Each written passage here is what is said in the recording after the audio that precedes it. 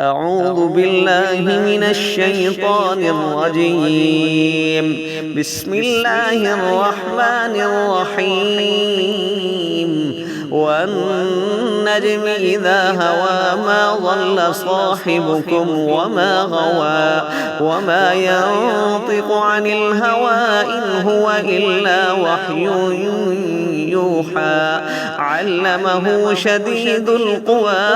ذو مرة فاستوى وهو بالأفق الأعلى ثم دنا فتدلى فكان قاب قوسين أو أدنى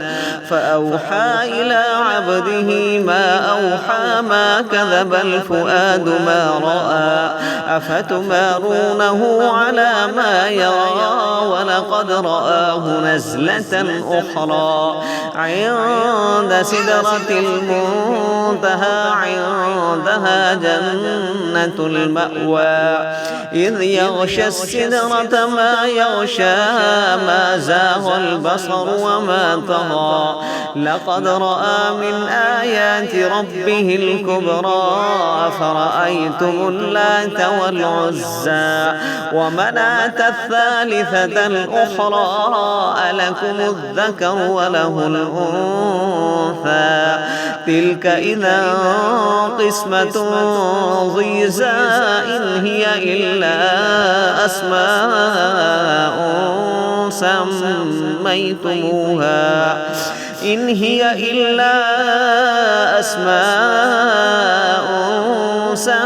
سميتموها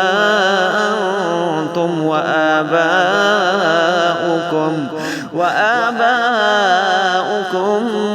ما أنزل الله بها من سلطان إن يتبعون إلا الظن وما تهوى الأنفس ولقد جاءهم من ربهم الهدى أم للإنسان ما تمنى فلله الآخرة والأولى وكم من ملك في السماوات لا تغني شفاعتهم شيئا إلا من بعد أن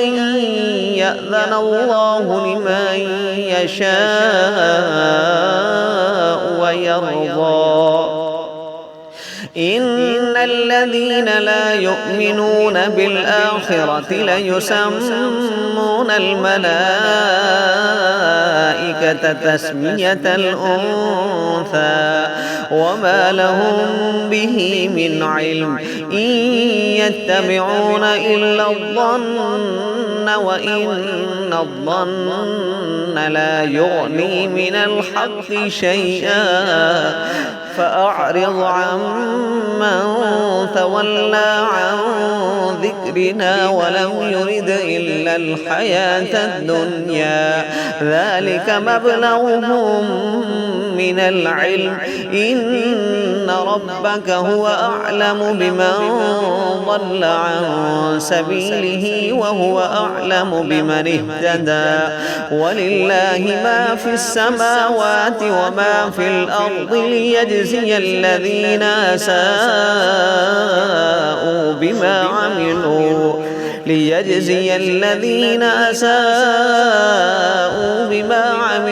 ويجزي الذين أحسنوا بالحسنى الذين يجتنبون كبائر الإثم والفواحش إلا اللمم إن ربك واسع المغفرة هو أعلم بكم إذ أنشأكم من الأرض وإذ أنتم أجنة في بطون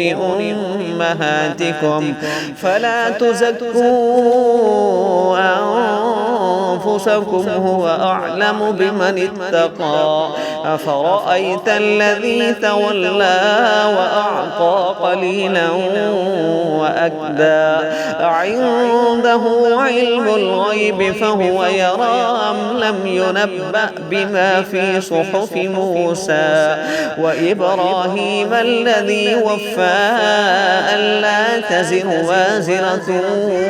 وزر أخرى وأن ليس للإنسان إلا ما سعى وأن سعيه سوف يرى ثم يجزاه الجزاء الأوفى وأن إلى ربك المنتهى وأنه هو أضحك وأبكى وأنه هو أمات وأحيا وأنه خلق الزوجين الذكر والأنثى من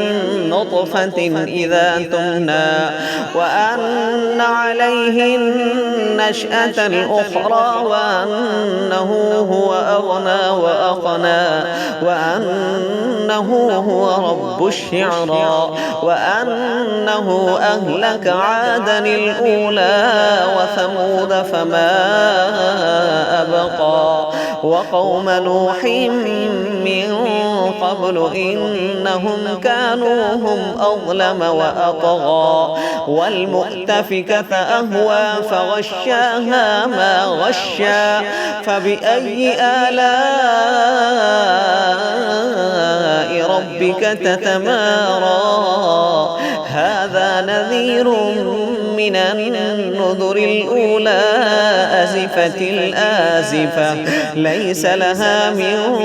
دون الله كاشفة أفمن هذا الحديث تعجبون وتضحكون ولا تبكون وأنتم سامدون فاسجدوا لله واعبدوا صدق الله العظيم.